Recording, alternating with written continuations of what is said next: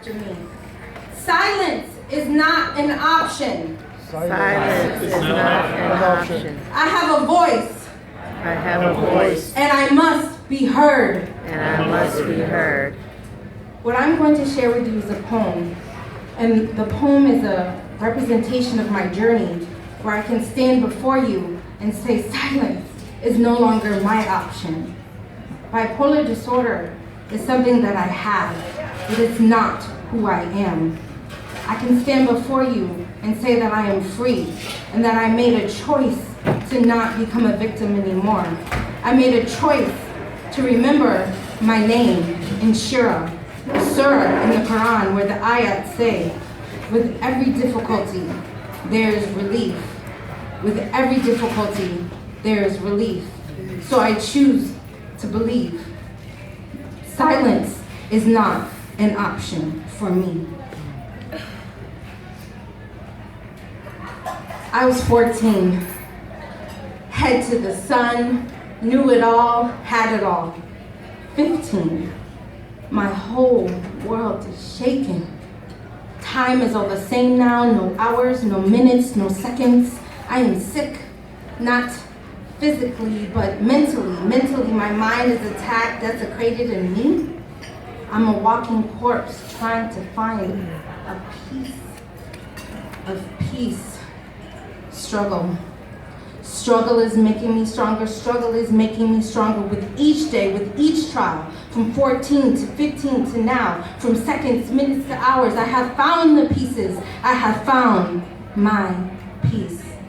But it wasn't easy.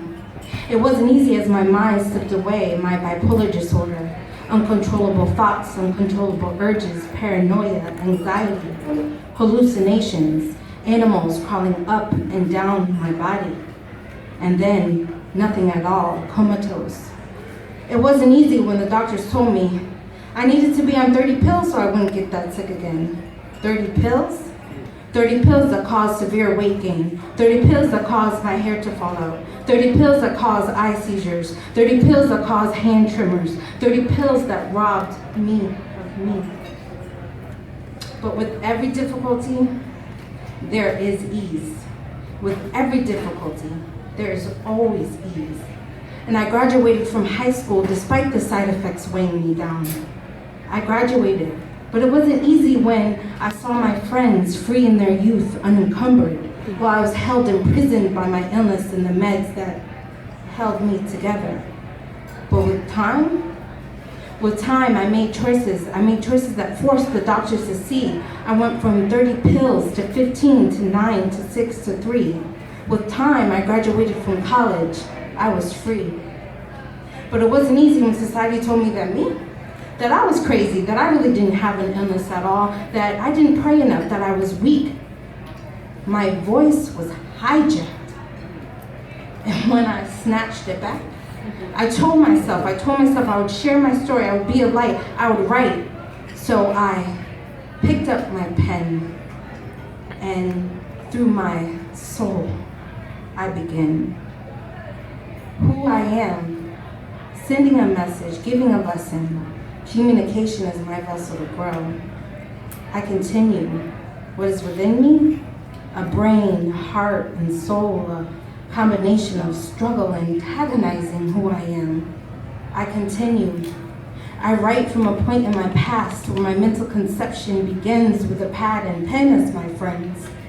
Ever heard of that phrase, I once was blind but now I'm free? Well, that is the feeling that is coming over me, taking me on a ride with a pen and pad as my guide. You see, I was afraid to use them, my faculties. I was afraid to see them spiritualized in me. But now I see. I write so I can be.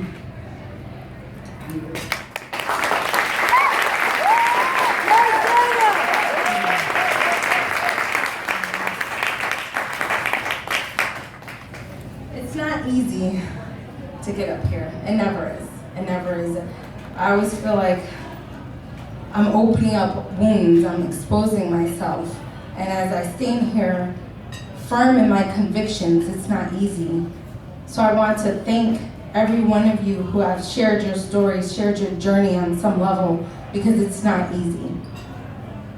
I guess what I want to share is that for me, my name, Inshirah, has grounded me.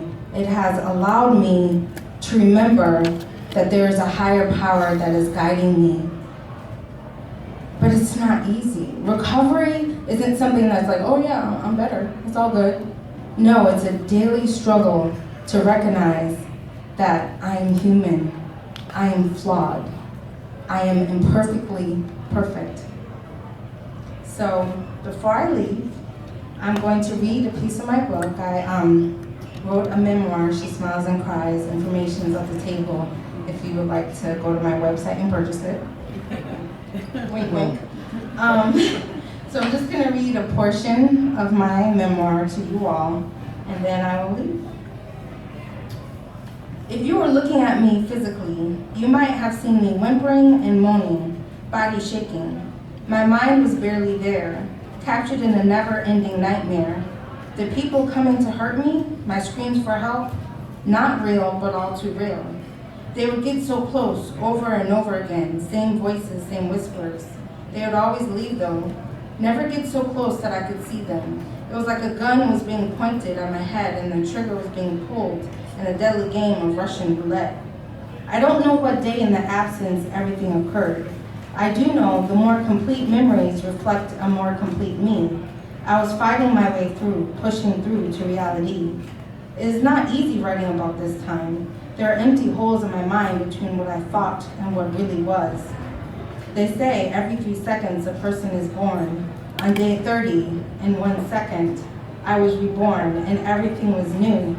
I knew how to walk and eat and I knew people's names. I didn't know myself though. I didn't know my mind. I tried to connect the holes in my memory, but my mind wouldn't allow me to dig too deep for too long. Self-preservation. I was safe in the present and wanted to remain that way. I thank you all for being here. I thank you all for having the courage to open your hearts to our struggle. And once again, silence is not an option. Thank you.